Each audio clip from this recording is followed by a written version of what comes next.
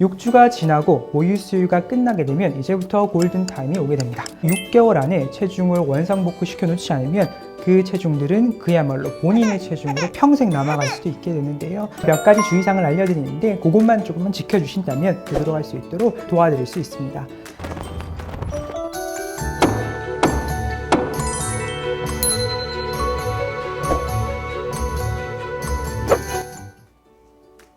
벌써 시작했나요?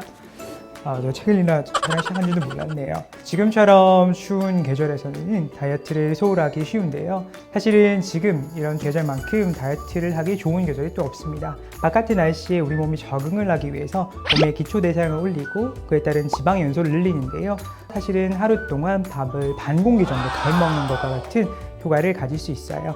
이런 계절에 내년 여름을 기약하며 조금 더 열심히 다이어트를 하는 하루를 보내면 좋겠습니다. 오늘 저한테 사연이 하나 와 있는데요. 제가 한번 먼저 읽어보도록 하겠습니다. 안녕하세요. 저는 2달 전 건강한 아이를 출산한 30대 여성입니다. 저에게 고민이 하나 있는데요. 제가 임신했을 때 10kg이나 쪘어요. 그래서 사실 출산 후에 어떻게 다이어트를 해야 할지 정말 많이 고민했거든요.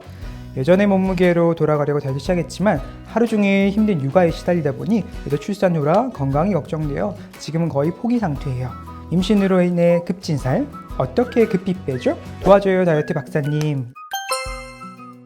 실제로 출산을 하면 태아의 몸무게 더하기 양수무게 정도만 줄어들고 나머지는 그대로 남아있는데요. 사실 그것들이 아기 때문에 찐살이긴 하지만 전부 다 산모에게 붙어있는 지방들의 영향인 거죠. 대부분의 여성분들은 그때부터 굉장히 큰 고난을 겪게 됩니다. 아기를 가지기 전에는 열심히 내가 적게 먹고 다이어트를 했는데 출산 후에는 당장 다이어트 하기도 힘들고 그리고 실제로 지방의 형태도 출산 전의 지방과는 달라지기 때문인데요. 출산 후에는 6주 동안 다이어트를 하는 것은 저희는 전혀 권하지 않고 있는데요. 6주가 지나고 모유 수유가 끝나게 되면 이제부터 골든타임이 오게 됩니다. 모유 수유가 끝나고 6개월 안에 체중을 원상복구 시켜놓지 않으면 그 체중들은 그야말로 본인의 체중으로 평생 남아갈 수도 있게 되는데요. 왜냐하면 우리 몸은 항상성이라는 게 있기 때문에 그 몸무게를 지금의 체중이라고 인지를 하기 때문에 과거로 돌아가지 않으려고 합니다. 그래서 모유 수유가 끝나고 반드시 6개월 안에는 옛날 체중으로 돌아갈 수 있는 노력을 열심히 해주시는 것이 좋은데요. 출산 전과 출산 후의 다이어트에서 가장 큰 차이점이 하나 있는데요. 바로 탄력의 문제입니다. 임신을 하게 되면 특히나 복부가 많이 팽창하게 되고 늘어진 피부는 탄력을 잃게 되는데 그것이 옛날로 돌아갈 수 없을 만큼 늘어진 뱃살을 가지게 되는 건데요. 그래서 다이어트를 하실 때 반드시 고용량의 단백질을 공급하시는 것이 필요하고요. 탄수화물도 공급하는 것이 좋겠습니다. 사실은 단순히 나 혼자만 힘으로는 하기 힘들거든요. 그때는 의학적인 도움을 받아서 탄력 시술, 탄력 레이저 또는 탄력 케어를 통해서 훨씬 더 빨리 예전의 모습으로 되돌아갈 수 있습니다. 지방분의 입장만 놓고 보면은 출산 전이나 출산 후의 산모분들은 크게 다르진 않은데요. 대신에 출산 후에는 지방이 팔이나 종아리, 허벅지 이런 부분보다 복부나 옆구리 쪽으로 센터로 집중된 체형을 갖고 있기 때문에 이쪽에 집중적인 우리가 지방분해 주사라든지 아니면 시술을 통해서 관리해 주는 것이 훨씬 더 효율적이고 빠른 효과를 낼 수 있습니다.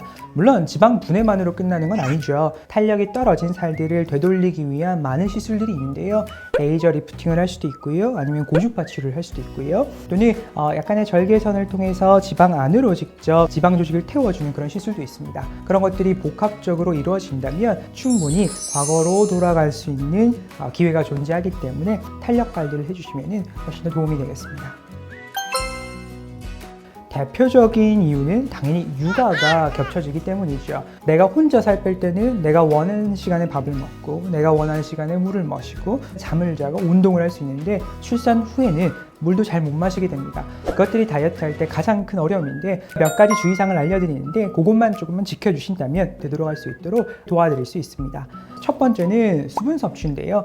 너무 바쁘다 보니까 출산 후에 산모분들은 물 마시는 걸 굉장히 등한시 하시거든요. 근데 사실 탄력이 처진 피부나 아니면 늘어진 뱃살에도 충분한 수분 공급은 많은 도움을 주기 때문에 물은 반드시 출산 전과 마찬가지로 잘 드시는 것을 항상 권고드리고 있습니다. 애기들을 키워보시면 애기가 몇 시에 밥을 먹었고 몇 시에 똥을 싸고 이걸 다 항상 기록을 하거든요. 그것과 마찬가지로 산모분들한테 수첩을 하나 마련하라고 말씀드려요. 산모분들도 정해진 시간에 밥을 먹고 정해진 정해진 시간에 물을 드시면 훨씬 더 효과적인 다이어트를 할 수 있거든요. 두 번째는 앞서 말씀드렸던 것처럼 흥미를 거르지 않는 것이 가장 중요하겠습니다. 아기를 우선적으로 케어하다 보면 먹는 것을 잊고 지나가다가 한꺼번에 폭식을 하게 되고 그 이후에 다시 후회를 하게 되고 자존감이 떨어지고 다시 또 굶게 되고 폭식하는 반복적인 악순환의 사이클을 지나가는데, 그런 악순환의 고리를 끊는 것이 제일 중요하거든요. 정해진 시간에 가능한 식사를 해주는 것이 다이어트를 할 때 가장 기초적인 시작이라고 할 수 있겠습니다.